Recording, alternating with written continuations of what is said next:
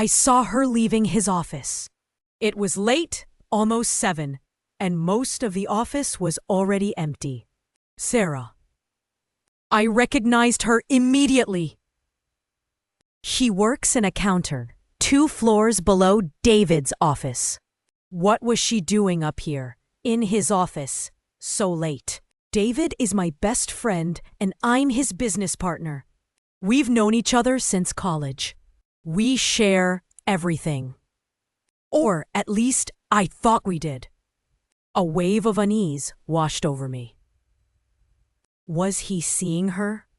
Was this why he'd been so distant lately? I tried to dismiss the font, but I couldn't shake the image of Sarah hurrying out of his office, her face flushed. I waited a few minutes, trying to calm down, before knocking on his door. "Come in," he said, his voice sounding tired. He was sitting at his desk, papers scattered around him. He looked up, surprised to see me. "What are you doing here so late?" he asked. "I could ask you the same question," I said, trying to sound casual. "I just came by to drop off those reports. But I saw Sarah leaving your office." David sighed, running a hand through his hair. "Yeah, she was just here." "It's complicated." "Complicated?" I repeated, my voice rising slightly. "What's complicated about it?" He hesitated for a moment, then leaned back in his chair. "It's not what you think, Mark. She came here to deliver some news. News about my sister." My heart sank. "Your sister? What about her?" David's sister lived in another state, several hours away. "There was a car accident," he said, his voice barely a whisper. "She and her husband, they're both in the hospital." Sarah was asked by my sister to pass on the message as soon as possible. She knew I would be working late. I felt like the world had suddenly tilted on its axis.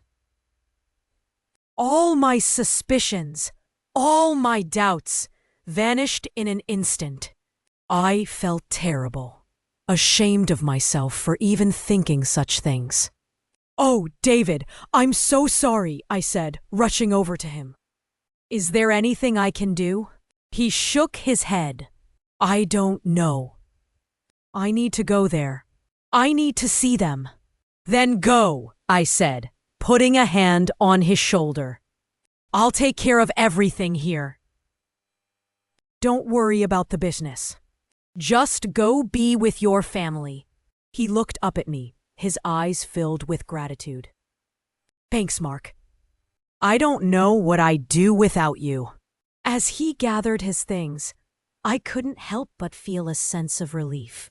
Not just because my friend was okay, but because I hadn't ruined our friendship with my unfounded suspicions.